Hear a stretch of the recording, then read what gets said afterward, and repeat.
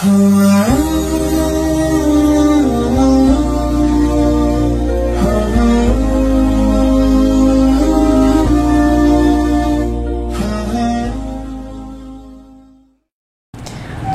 masalah trilogi tauhid, maksudnya itu pembagian tauhid menjadi 3. Tauhid rububiyah, tauhid uluhiyah, dan tauhid asma wa sifat. Ini saya terangkan, tapi karena waktu tidak bisa panjang, saya ringkas saja supaya bisa substansinya bisa tersampaikan dan bisa dipahami oleh jamaah. Jadi pembagian tauhid menjadi 3, rububiyah, uluhiyah, dan asma wa sifat itu pada intinya sebenarnya tidak masalah.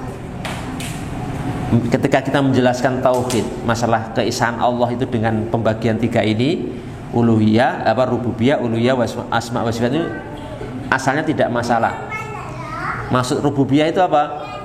Mengimani, membenarkan Allah Subhanahu wa taala itu sebagai Rabb, sebagai Tuhan yang mencipta, yang menghidupkan, mematikan, yang memberi rezeki, yang mengatur alam semesta dan lain sebagainya. Itu makna Rabb. Mengimani, mengisahkan Allah dari sisi itu. Allah satu-satunya yang mencipta, menghidupkan, mematikan, memberi rezeki dan lain sebagainya. Kalau uluhiyah itu mengimani dan menjadikan Allah Subhanahu wa taala sebagai satu-satunya sesembahan yang diibadahi. Kalau asma wa sifat itu mengimani dan menetapkan nama-nama dan sifat-sifat Allah Subhanahu wa taala yang mulia sesuai dengan keagungan dan kemuliaan Allah, tidak menyerupakan Allah dengan makhluknya. Intinya itu. Lah, pembagian tauhid seperti ini asalnya tidak masalah kalau memang tujuannya untuk memudahkan menjelaskan masalah ini kepada orang lain atau kepada umat Islam. Ben gampang itu. Dibagi seperti ini tidak ada masalah, boleh-boleh saja, ya, boleh-boleh saja dengan tujuan itu. Nah, faktanya juga para ulama niku ada yang membagi. Para ulama atau tepatnya sebagian ulama itu juga ada yang membagi trilogi tauhid ini. Walaupun jujur kita katakan bahwa para ulama yang membagi tauhid menjadi 3 seperti ini adalah sangat sedikit sekali. Tapi keumuman ulama, mayoritas ulama tidak membagi. Makanya trilogi tauhid itu di zaman dulu dari ulama-ulama minal mutaqaddimin pendahulu kita, ulama-ulama klasik, para ulama salaf itu tidak masyhur, tidak terlalu dikenal. Hanya karena memang yang membagi cuma sedikit, Pak. Lah, karena ini kurang masyhur bagi para ulama pendahulu kita, ada tapi tidak terlalu masyhur pembagian ini dan hanya sedikit, maka kami pribadi memilih juga untuk tidak memasyhurkan pembagian ini. Jadi kalau terus bagaimana menerangkan kepada masyarakat masalah tauhid? Ya secara global saja. Secara global nggak usah dibagi rububiyah, uluhiyah, asma wa sifat, nggak perlu. Tapi hanya globalnya saja sudah meliputi itu. Ya Allah, kita mengimani Allah itu bagaimana? Ya kita mengimani Allah sebagai pencipta, begini dan Allah adalah sesembahan kita satu-satunya. Allah punya nama-nama dan sifat-sifat. Gitu aja. Nggak usah dibagi.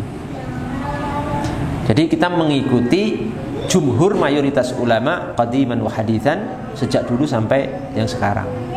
Itu tidak dibagi. Tapi kalau ada yang mau membagi juga silahkan, kalau tujuannya memang untuk memudahkan gitu loh. Tapi kami pribadi mengikuti yang tidak membagi. Kenapa? Karena memang kurang masyhur di kalangan para pendahulu kita. Cek aja ya. Contoh ini saya bawakan contoh terdekat saja, yang mudah dan gampang, ulamanya jelas itu. Imam Nawawi yang pengarang Arba'in ini.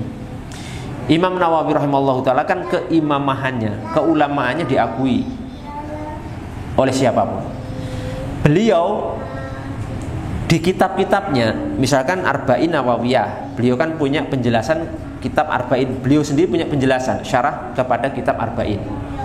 Di awal-awal kitab Arba'in ini kan hadis tentang tauhid kan, tauhid, rukun iman, rukun Islam, termasuk rukun iman kepada Allah Subhanahu wa taala kan, ada kan?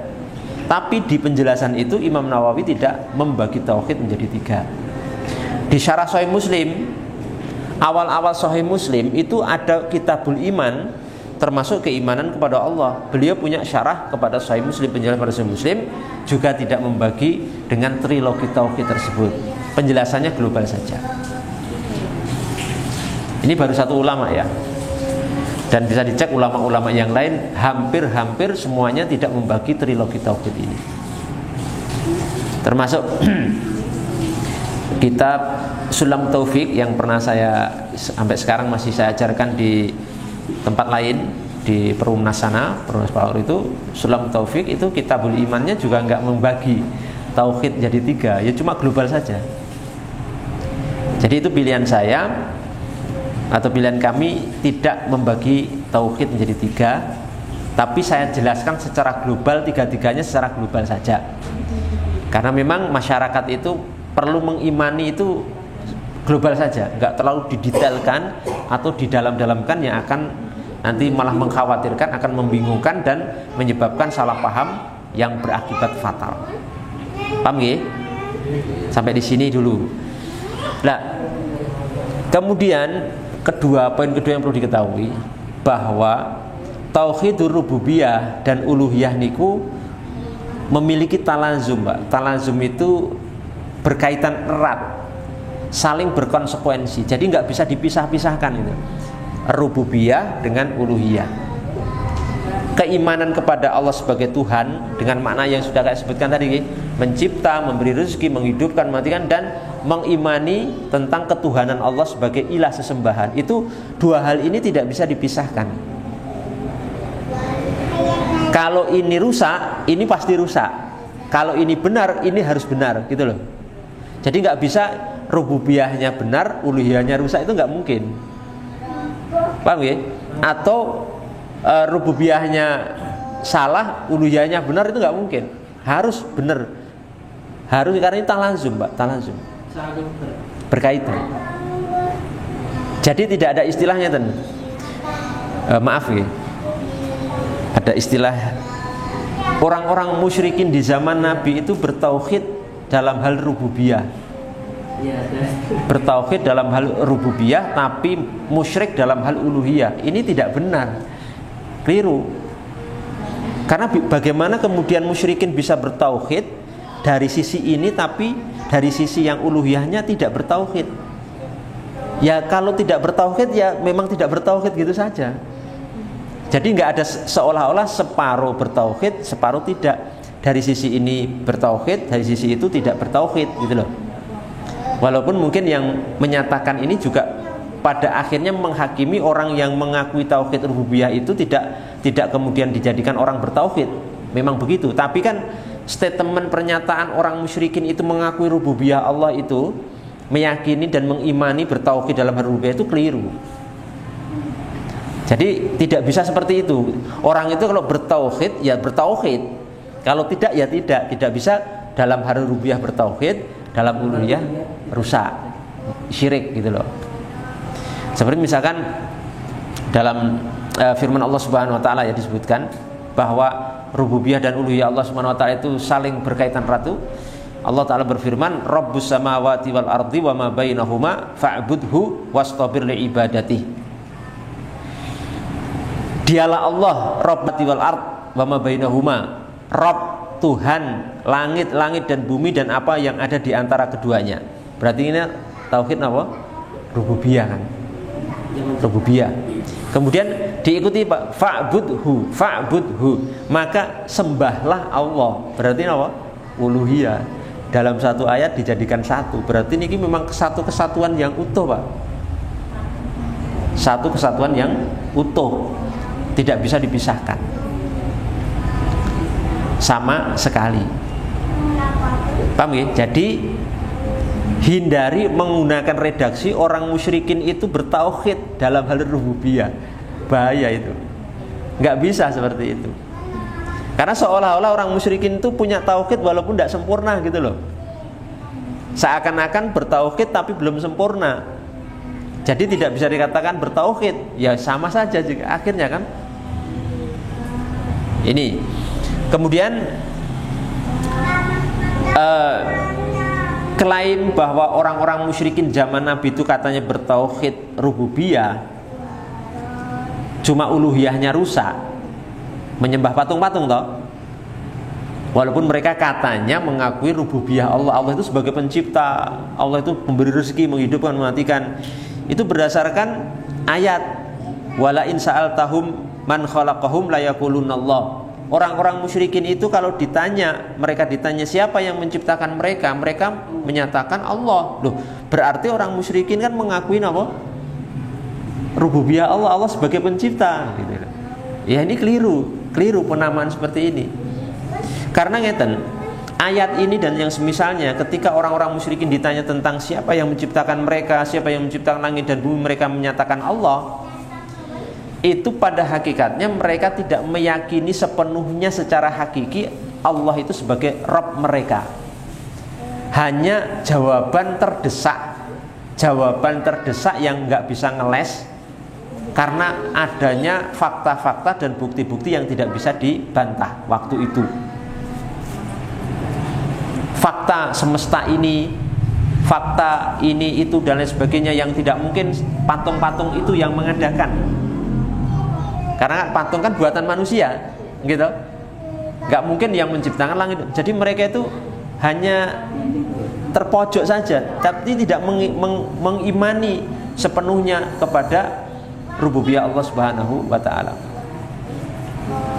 Makanya ketika mereka menyatakan yang menciptakan mereka atau langit dan bumi itu Allah niku tidak menghakimi mereka bertauhid, tapi Allah mengatakan innallaha la yahdi man huwa kadzibun kafar. Sesungguhnya Allah tidak memberi petunjuk kepada orang-orang yang berdusta, pendusta dan kafir. Lah mereka masih dihukumi kadzibun kafar, pendusta lagi kufur. Lah kalau kafir berarti kan tidak bertauhid. Bagaimana kemudian mereka dikatakan bertauhid dalam rububiyah? Pengakuan mereka itu tidak mengimani sebenarnya rububiyah Allah. Maka Allah mengatakan kafar, mereka itu kufur. Paham ya? Dan perlu diketahui juga bahwa dugaan katanya orang-orang musyrikin itu meyakini Allah sebagai Rabb, satu-satunya pencipta, itu juga tidak benar sebenarnya. Karena seandainya mereka benar Allah mengakui sebagai pencipta, Rabb sebagai Tuhan, seharusnya mereka nggak nyembah patung, ya kan? Karena konsekuensinya kalau mengakui Allah sebagai Tuhan harusnya disembah, gitu. Masa orang mengakui Allah sebagai Tuhan terus nggak disembah malah nyembah patung? Kan nggak mungkin. Seharusnya kalau mengakui Allah sebagai Tuhan harus menyembah Allah, tapi mereka kok menyembah patung. Itu menunjukkan mereka itu tidak meyakini Allah sebagai satu-satunya Tuhan. Buktinya banyak sekali ayat. Di antaranya misalkan Allah Subhanahu wa taala berfirman, ittakhadhu ahbarahum wa ruhbanahum arbaban min dunillah. Dan mereka orang-orang musyrikin itu menjadikan rahib-rahib dan pendeta-pendeta itu sebagai arbaban, Tuhan-Tuhan selain Allah. Berarti menjadikan apa? Tuhan selain Allah. Jadi mereka itu nggak mengakui Allah sebagai satu-satunya Tuhan. Buktinya para pendeta, para rahib itu dijadikan Tuhan oleh mereka. Termasuk orang musyrikin yang itu ya, di penjara itu bersama Nabi Yusuf itu. Menyatakan apa? Ya sahibiya sijni. Ya, a'arbabun. Ya, a'arbabun mutafarriquna khairun amillahu al-wahidul qahar. Wahai dua sahabat penjaraku, apakah Tuhan-Tuhan jamak toh? Apakah Tuhan-Tuhan yang beraneka macam itu lebih baik ataukah Allah yang sendiri yang lebih baik? Nah berarti mereka mengakui ada Tuhan selain Allah. Karena mereka ngasih pertanyaan, lebih baik mana? Tuhan-Tuhan yang banyak atau Tuhan yang satu? Dah berarti ada Tuhan selain Allah, ada Rabb selain Allah Subhanahu wa ta'ala. Oleh karena itu jamaah yang dimuliakan Allah Subhanahu wa ta'ala, ini masalah yang cukup penting ya. Jadi monggo kita luruskan saja bahwa pernyataan atau klaim, dugaan atau keyakinan bahwa orang-orang musyrikin itu bertauhid dalam rububiyah Allah Subhanahu wa taala itu tidak benar dengan berbagai argumentasi yang sudah kita sebutkan tadi. Oke. Jadi ya musyrikin yang musyrik, enggak bertauhid dalam rububiyah karena sudah kita jawab tadi. Kemudian masalah trilogi tauhid tadi mau dibagi silahkan, tidak juga tidak apa-apa. Tapi kami pribadi memilih untuk tidak mempopulerkan hal tersebut karena memang tidak populer di kalangan para ulama pendahulu kita. Cukup kita sampaikan secara global kepada kaum muslimin seperti ini. Sudah meliputi 3 tadi tanpa harus mentaksim, membagi menjadi 3 tauhid tadi. Itu sudah cukup dan kita mengikuti jumhur ulama, para imam-imam besar pendahulu kita, dan itu insya Allah lebih menenangkan kita. Tapi saya tidak mengingkari loh, kalau ada yang membagi jadi 3, tapi dengan pemahaman dan pemaknaan yang benar ya, bukan yang keliru seperti tadi ya. Pokoknya tauhid rububiyah kali uluhiyah itu harus jadi 1. Orang niku kalau rububiyahnya benar pasti dia nyembah sinten Allah, uluhiyahnya mesti menjadikan Allah sebagai sesembahan. Kalau rububiyahnya salah berarti uluhiyahnya juga salah. Jadi nggak ada separuh benar separuh salah, nggak mungkin ya, ibaratnya sholat niku kalau batal ya batal, nggak bisa separuh batal separuh sah, itu nggak ada. Misalnya sampean sholat ngentut, separuh batal separuh sah bisa? Ya nggak bisa. Kalau sholat sudah ngentut, sudah batal, ya sudah batal ya batal, nggak bisa separuh benar, separuh sah, separuh apa? Batal. Ya, itu mungkin penjelasan masalah ini karena cukup penting, maka saya jawab lebih detail ya. Itu ringkasnya seperti itu, tapi kalau mau lebih panjang bisa dibaca di buku-buku para ulama yang membahas masalah tersebut.